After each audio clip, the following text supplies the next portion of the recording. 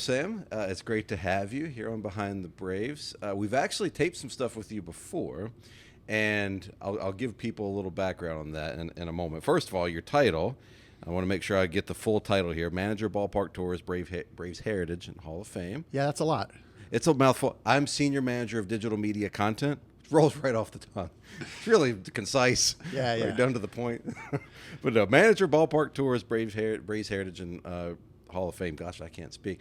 When I talk about you, I just say, well, that's our team historian. That's Braves historian Sam Wallace, which Yes. the social media handles on X, Instagrams at Braves historian. So. Yeah, it's a lot easier way to explain, and people know what that is.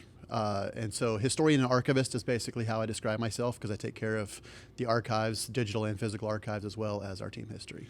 So, and I'll tell you, the lost recordings, they're not actually lost. We just have them.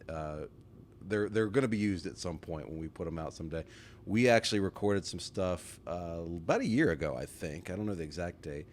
We were looking at doing a Veterans Day show where we highlighted a few different Braves. So Victoria and I taped some stuff with you where you kind of gave us some really cool info on various Braves throughout history, going back, I think, over a century ago, starting at the beginning. And the original idea is we were going to do a compilation episode of all these guys. But then in the midst of that, you told us about Chuck Goggin, which I'd never heard of him before. Yeah, his story kind of takes over. And then his story kind of took over, and that became its whole thing, and it's kept on going this year. We had him to the ballpark, and that was an amazing thing that really just started from us sitting in a room and talking, which was, I know for me it was special. I think for Chuck and his family it was special. So thank you for bringing his story to us. That's sort of the thrust of what I do is it's my job to tell the story of our team history. And they're all the related stories, and so there's plenty there to talk about. So when you hit one that hits, it's fun to watch that take off. So before I want to get into you and how you got here and your baseball fandom and how that developed your Braves fandom, but to give people an idea, and I always say this with anybody that works in baseball, like I'd ask you to describe a typical day, but nobody really has a typical day that's the same as the one before. It's funny because, like, especially in season, we'll show up about the same time for a home game. And in general, we're posting a lineup, we're doing this, but like from the outside, it sort of looks like it's the same, but it's really not. So, but what does a typical day look like for Sam Wallace? So I do balance the two. I oversee the stadium tours, which we do ballpark tours every day, year round. So that's a normal. And then on top of that, the historian archivist part just depends on what's going on in the franchise at that point. This year, All-Star Game took over the world. So I had a lot to do with preparing for that. And then we're already looking ahead to next year, the way that we will update graphics around the ballpark that tell our team history. It feels Truist Park's getting a little age to it now. It feels weird because this is my third ballpark. And so... we're going to do some updates to Monument Garden and those things we plan ahead for. So that's things that we already start working on. And then the beauty of baseball is things pop up that you don't expect. And so when something unique happens in a game, I've got more work to do because that's a new story. And so all of that keeps you on your toes, but it also makes you not have a typical day. Yeah. So when something unique happens in a game, what does that work entail? Is it a bunch of different things? Is it putting the historical perspective of it together for our history, our written history, on your social media? Is it also or getting artifacts from the event? I mean, what all does that entail? Yeah, it's all those things. So every day I send a note to the clubhouse to let them know potential milestones. Here's what could happen tonight. If somebody gets this many hits, that'll give them a milestone, or they'll pass this person in team history. So we're prepared for that. We're looking ahead for that.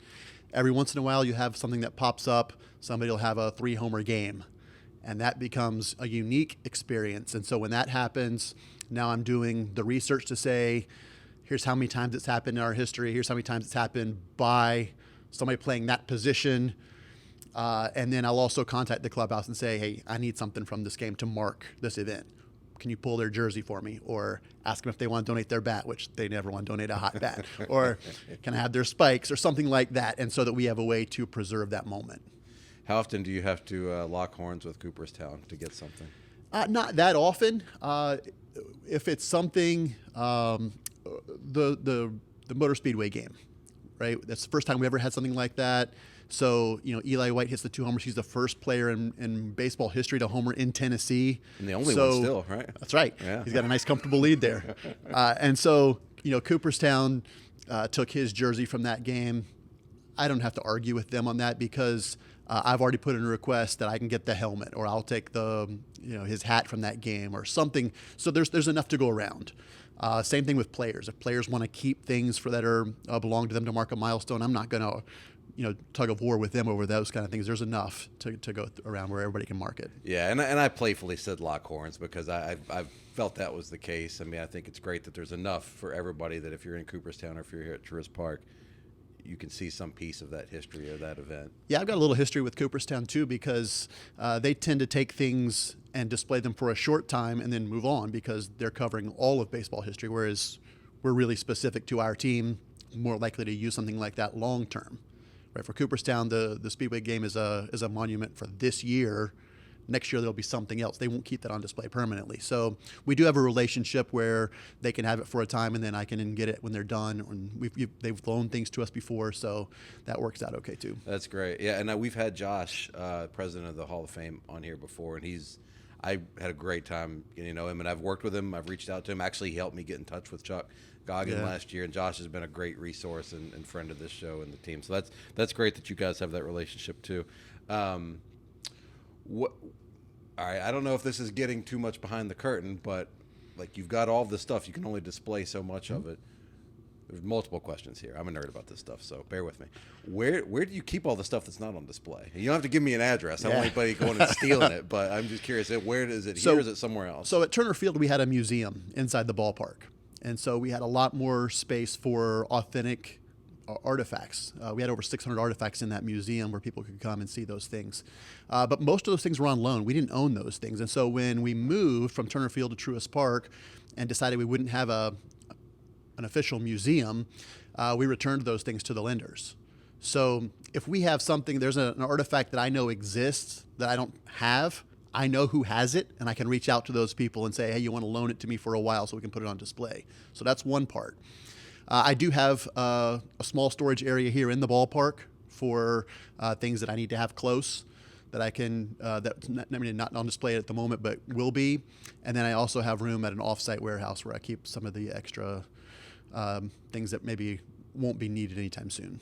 How do you determine what you're going to display in the ballpark in a given year? I mean, I know there's some things that are obvious, right? Mm-hmm. Like a World Series trophy is always going to be on display. There's certain Hank's bat and ball from 715, which just got moved down to Monument Garden, which I think is a wonderful, wonderful thing. So everybody that comes to the ballpark can see it. Right. Some of those things, it's like, okay, no brainer. It's always going to be on display. But how do you determine each year what you're going to put out, maybe what takes a year off, if you will? Yeah, it's really about, first of all, it's about space. Right? We have a limited area where we can display things. So it's about using that space, fan interest, trying to gauge what will hold attention. We added some cases to Monument Garden this season that have genuine artifacts in them. So, one of those is our Boston case. Well, the Boston Braves case is not going to change very often. Right. We're not adding and taking away a lot of things there. So that one's pretty static. Boston, Milwaukee, Atlanta, the early Atlanta days. I have one case dedicated to Hank Aaron, so it's got some of his things in there. We've got a World Series case, which I would love to update more often. Sure. With actually artifacts from our different World Series through the years, and then one what I call the current case, and so that's more this season's artifacts. And so when we have a milestone happen this year, I'll keep there, or in the last couple of years with current players, I'll keep that one active, and so I can change that out as much or as little as needed. Hopefully, much, right? And then.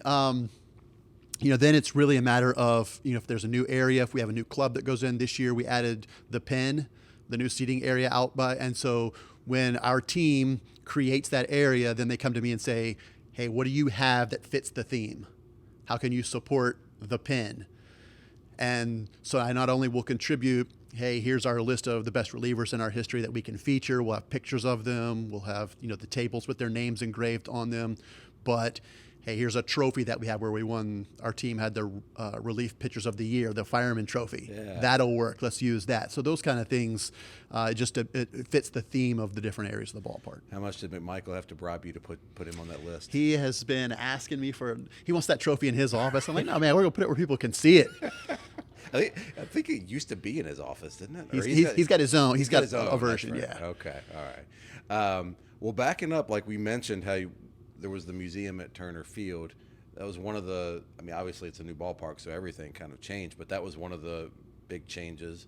Was instead of having a single museum, the history of the team is kind of spread out. I mean, it literally is spread out all throughout Everywhere this you entire go, ballpark. Yeah. So when we were making that move, how did you determine like what to put where? And I mean, that's such a museum. It's like, okay, you have this one single space and we are displaying it here. And obviously you've got different displays within that space, but it's a museum. We all understand the concept of that. This is a living, breathing ballpark where people are coming to see games and you're kind of making the whole thing, spreading the museum throughout. So how in the world did you like figure that out? We worked with our creative team, right? Our creative team was really good about layout and ideas. They're the ideas folks, and I'm the information person, so that helps. I don't have to be the creative resource behind that. But it was an interesting transition because the museum, we loved the museum at Turner Field. I worked there for 17 years. And so when we were going to build a new ballpark, we talked about, should we have a museum? And I said, well, of course we should.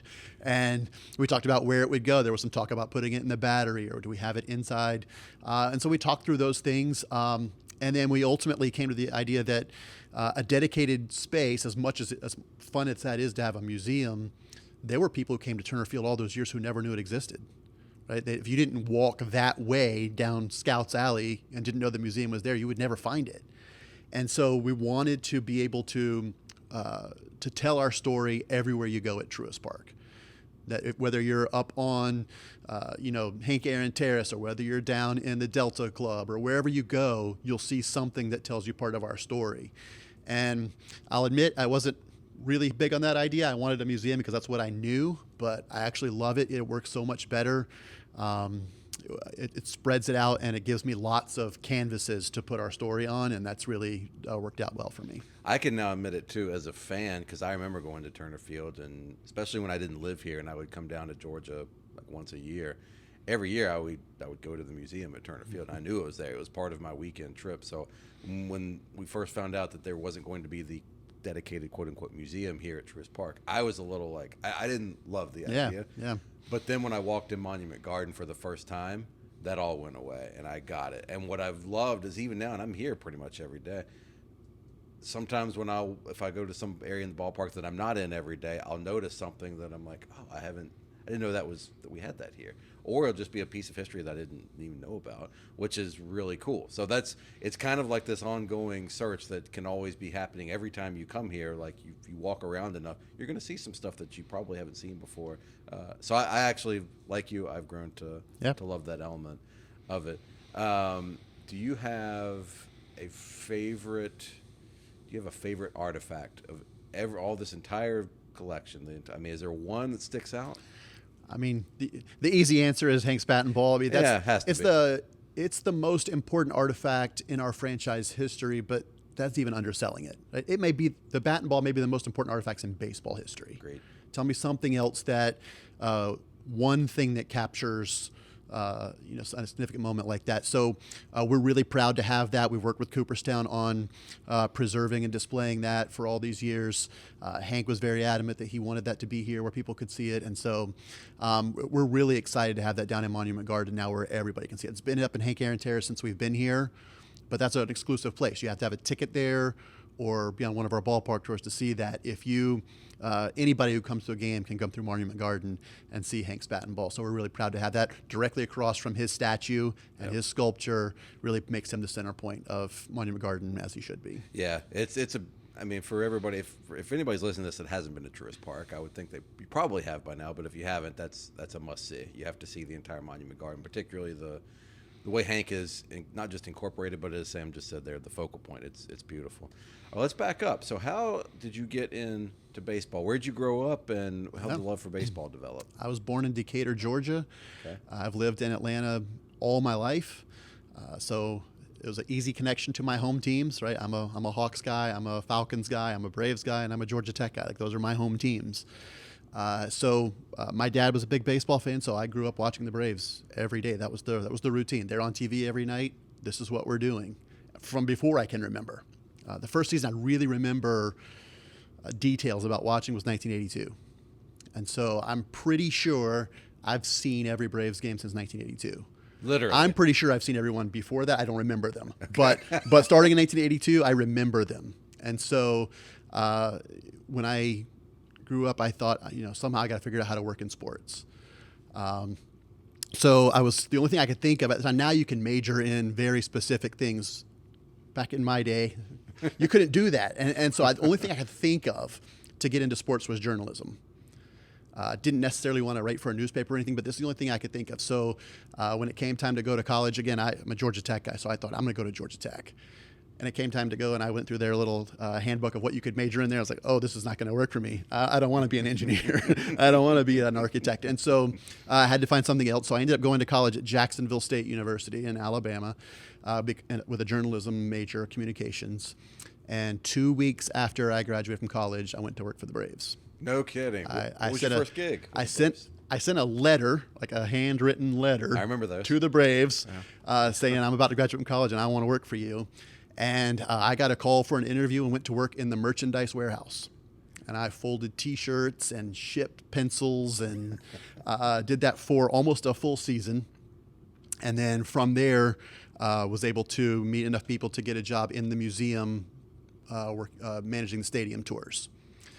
And from that, it grew into, I'm working in the museum, may as well keep all the artifacts, upkeep the artifacts, and tell that story. Well, that was right up my alley since I'd been a Braves fan my whole life. So over the years, it's grown from just overseeing them to that's what I do. So I've been here. This is my 26th season working for the Braves now. Feel like it's a good fit for me. Yeah, I'd say so. Now, when you first started, it was at Fulton County? No, I grew up going to games there. Okay, I was gonna say you said so museum. I'm like, all right. 2000 was my first year working for the Braves. Okay. I graduated from college that year, went right to work, which was the last time we hosted an All-Star game. So that was an interesting year too. That was my first year as a Brave, and then this year we got to do it again. Clearly, I wouldn't have made it at Georgia Tech either because you said this is your 26th year. This is 2025. One could easily do some quick math there and feel like, oh yeah, no, he started when we were at Turner Field. So moving right along from my education and math skills. So literally only the Braves. That's incredible. And so, but you graduated with a journalism degree. I did. Okay. But again, you asked me how I became a baseball fan. My routine all my life was I would come home from school and I'd watch the Cubs in the afternoon because they didn't have lights at Wrigley Field, so all their home games were day games. Right. So I'd come home right about the time their game's starting. I'd watch that. No, I never pulled for the Cubs. I would always pull for whoever they were playing. I hate the Cubs, just so everybody knows. Fair. So I would watch that game, and then I would watch the Braves game, and I would go to bed. And I would do that every single day. I'm curious, when you're in college, it's like Friday night, everybody's going out or whatever. Like, were you staying in and watching the Braves on TBS? Were you taping it, watching it later? I want to know. It's a good story about that. Okay. So my first year in college was 1996. Braves go to the World Series in 96. I'm in my college dorm, and my school, Jacksonville State, is playing their biggest rival, Troy State, and the stadium is literally outside my window, and everybody at the school is at that game except me, and I'm sitting in my dorm room watching the Braves. So no, there was no tug of war for loyalty there.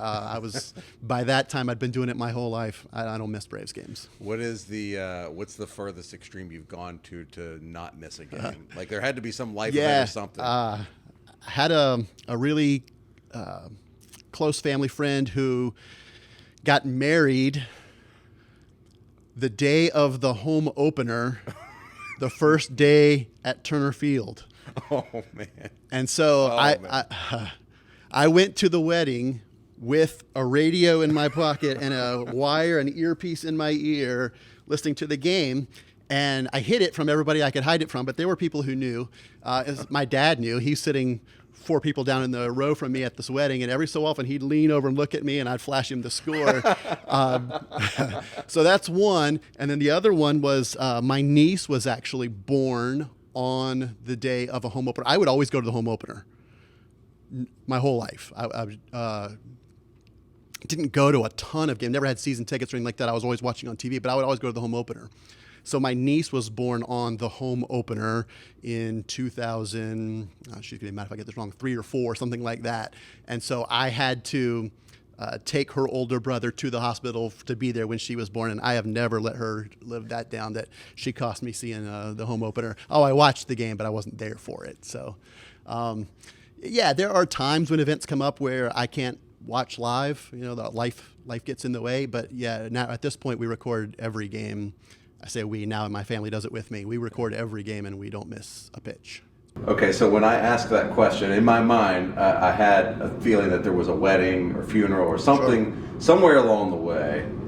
I thought maybe was there a birth of some sort? Are there any of those? Yeah. So my daughter, my firstborn child, was born in June. So Braves were playing the Mets that night, and my wife and I watched Braves Mets in the labor and delivery room. Waiting for her to be born, and the night that she was born, we're celebrating with everybody. I actually called in and told my boss Carolyn, "Hey, it's a girl. Here's her name, whatever." And she actually got it announced on the game that night. So, that's awesome. Bottom of the fifth inning, Braves Mets. Joe Simpson congratulated me on my birth of my daughter, so that was kind of fun. My son was actually born on a game day as well. Fortunately, he came early in the morning, so there's no problem there. And then my third child was born in the off season, so he's the one I love the best. Okay. Oh, I love that. My first daughter, my first child was born last year, and she was born in April. And my wife had to spend a few weeks in the hospital leading up to it, and we were so happy. She went in, I think it was a couple of days before opening day, where she kind of had to suddenly go in, and we weren't expecting it. And I remember I was sitting there with her in the hospital, and we were both so happy when we played our first game of the season, because it gave us something to watch. Yeah. I mean, I'm a fun guy, cool guy to be around and all, but I think she was pretty tired of playing like one-on-one Monopoly with me all day long. So it's like, thank God there's something on TV we can watch. So, but like you, it's like there's certain things. Ben Ingram mentioned the birth of my daughter on the air, which was, and like I've got that audio that's saved, and that's you talk about what are the coolest things about working in sports. It's more of those personal things like that kind of happen that are sure. I mean, amazing. it's the way you remember things too. Yeah. I can tell you, we were playing the Mets the night my daughter was born. Smoltz pitched that night. We won. The day my son was born, we played the Orioles, and we got smoked that game. Right. So yeah, I remember the way we relate things to, and that's what the one thing I love about baseball is it's every day. Football you play once a week, and then you got a week to either revel in your win or wallow in your sorrow. Baseball, you get to go again the next day, and so everything that happens relates to as a memory that matches something that happened in the game that night. That is 1,000% true. I can just think about so many moments in my life where the baseball game was either on in the background, or it's just part of the story. It marks something. It marks a milestone, or even sometimes it's not even a milestone. It's just a memory of I think the day I turned 21. I think the Braves had a big comeback against the Orioles that day. I don't know why that's the first thing that comes to mind, but it does. People ask me that all the time. Fans will write in and say, my first game I ever went to with my dad was this year, and I don't know the date, but I remember this happened, and I'll find the box score for them and send it to them. And so that's a way that it's not just me and you. We're not the only weirdos in the world. Right. Braves fans think that way. And so that's part of what I do, is connect with those people and connect the memories that they have with, I can tell you the story of the day that you sort of remember. Well, I love that, and that segues perfectly into something I wanted to ask you about. There's a couple things about this subject I want to ask you about. This goes back to really the precursor to us with that Veterans Day stuff we taped. Really what spawned that idea was backing up. You did this really, really cool presentation for anybody in the front office who wanted to come. I believe it was around Memorial Day, and I don't remember the year, of 23 or 24. But you did this presentation for anybody about Braves in the military, essentially. Sure. And you kind of went chronologically, started from the beginning, and just told us all these cool stories, most of which probably a lot of us were unaware of or didn't know. And you even had some artifacts on display that you were showing there. And so Two stories. Don't let me forget the second one. I'm going to ask about that in a moment. But the first one I want to ask about was you told a story, and I'll let you tell the name and the whole deal, and then the family member that reached out. I just thought this was so cool. About a young man who literally had the Moonlight Graham experience of one appearance in the big leagues during World War II. So just tell us that story. Yeah, Gene Patton. During World War II, a lot of the major league players went off to war, and so much so that baseball almost shut down. And it was actually President Roosevelt wrote a letter to the Commissioner of Baseball asking him to keep baseball going for the good of the morale of the country, which is a story I love because it shows you how important baseball is to the fabric of America. So baseball had to go on, and we had to replace those guys who went off to war with people who were either too old or too young or had some infirmity that they couldn't go to war that they would play. And so a lot of guys, maybe who wouldn't have been major leaguers, got to play in the majors. And so one of those guys is Gene Patton. He was 17 years old when he got called up to the Boston Braves in 1944. Was inserted into a game. His first major league debut as a pinch runner. The next batter hits a ground ball to second base. They flip to shortstop to force him out. Okay, that was his debut. Turns out he never played another major league game. That was his entire career, was a pinch running appearance where he was forced out. A couple of weeks later, he turned 18. He joined the Army. He goes off to war. When he came home, he played in the minors, some, but never made it back to the majors. Well, I have his spikes from that pinch running appearance. That's incredible. And so it's a neat artifact because it shows here's what spikes looked like in the 40s, but the story that goes with it makes it really unique. This is a guy who his entire major league experience was these spikes for 90 feet. And so I've got those. We had them on display in the museum. We actually had a Braves in the Military display in the museum all those years. And then I got him out when we did the Braves in the Military presentation that I've done a couple of times for different groups. Completely unrelated, his granddaughter reached out, emailed the Braves. They sent it to me saying, hey, my grandfather was a Brave. Can you tell me anything about his history? She had no idea that I have his spikes and that I tell his story all the time. And so I was able to send her pictures of him in a Braves uniform, as well as tell her that I feature your granddad in all these stories. And then I got to hear from her, tell me your memories of him. So now I can complete that profile. It's not just, hey, he ran from first to second once, but now I know who this guy is. Yeah, I love that. I love that story so much. It's beautiful. It's just a perfect baseball story. I love it. Tell me about your interaction with Warren Spahn. Yeah, Spahny. Warren Spahn is the winningest left-handed pitcher of all time, right? He's got his number retired from us, and so he's one of those legends that he's the opposite of Gene Patton. He's one that everybody knows. And so Spahny, when I first started working in the museum, he would come back for our Hall of Fame induction. He was part of our inaugural Hall of Fame class in 1999, and so he would come back those first few years that I was working there. And so I know the story of Warren Spahn. I've done all the research. I know he's the winningest lefty of all time, but I also know that he missed 3.5, almost 4 full seasons serving in World War II, where he was a Purple Heart recipient. Like, he didn't go on a promotional tour. He was in the battle. And so wondering, hey, here's a guy who is the winningest lefty of all time, and he missed 4 seasons. So it occurred to me, hey, I'm going to ask him the obvious question. Hey, Spahny, how many games do you think you would have won if you didn't go to war?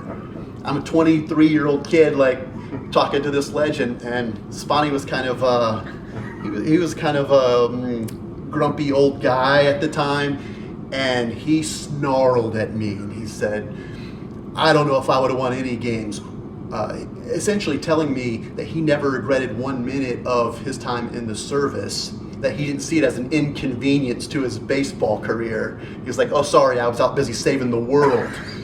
And so I felt horrible asking him, because my intent was, you were so great despite missing time. But he went on to explain, being in the Army taught me how to have mental toughness. It taught me how to rely on my teammates. It taught me how to outthink my opponent instead of outmuscle them. All those things made me a great pitcher, and I never would have won as many games if I hadn't had that experience. And I appreciated that part of the answer a lot more than the first part. But it's a story now I can tell everybody, because people ask it all the time. Everybody assumes, oh man, he could have won so many more games, and it's a wrong way to think about it from Warren himself. Don't worry, I've had that experience, especially the first couple of years doing this show, where I had a question I was so eager to ask a player, and then he would give me an answer that they were never they never snarled, but I could tell they probably wanted to. But it's such a great thing to get to interact with some of these guys, because they enlighten you, they teach you, you know, and that's why I love that story. It illuminates who he was as a person and a ball player a little bit. Well, before we get out of here, I want to hear about just folks like the historian tours, the ballpark tours. Like, just tell Braves Country a little bit about all the tours we've got going on here. Yeah, so we do stadium tours every day. The only times we don't do stadium tours is if we have a day game or Christmas Day. Right. That's about it. We're pretty much open year round, and so people can come and take a tour. I've got a great tour staff that are outstanding at not only telling you the features of the ballpark, but mixing in the history of our team as well. So it's a fun tour, lasts about an hour and a half. And you get to see some areas you don't normally get to see if you're here at a ball game. Plus, it's kind of neat to see the stadium when it's empty. Yep. It's a whole different experience than when you're here with your 40,000 best friends. Mm-hmm. So I recommend ballpark tours. You can get those anytime, braves.com/tours. A couple of years ago, we started a unique kind of an offshoot of that called the Historian Tour. And that one is similar, but that one is you come with me. We spend 2 hours with me, and those are for those people like us who have those core memories, who are devoted, who are watching every game, who relate every event in their life to what the Braves were doing that night. You come and spend 2 hours with me, and we go deep on Braves history. We tell stories like we talk about with the Spani story or the Gene Patton story. We talk about the history of team names and our beginnings in Boston, our time in Milwaukee. And then goes a little bit deeper. I'll get the World Series trophies out. People take pictures with the 95 and the 2021 World Series, and some other artifacts. I'll let you put on some gloves and hold some of the history, so it's hands-on. So it's a unique experience. Those are really fun. The people come and it's pretty informal. We keep them nice and small, so we can have a conversation. So people can ask me, I'll ask them, hey, who's your player? Who's your guy? And whoever it is, then I can tailor it to them. I'll tell you a story that you don't know about that guy. And so that's kind of a fun thing. By the end of the time, we're all friends, and those people email me after and ask me questions that they forgot to ask me that day. So it's a really neat experience. So we do those about 10 times a year. I got 3 left this year. Typically those are on Saturdays when the team's at home. So you come in at 10 o'clock in the morning, hang out with me for a couple hours, and you go out and eat in the Battery and come back for the game that night. Beautiful. Well, Sam, you do amazing work.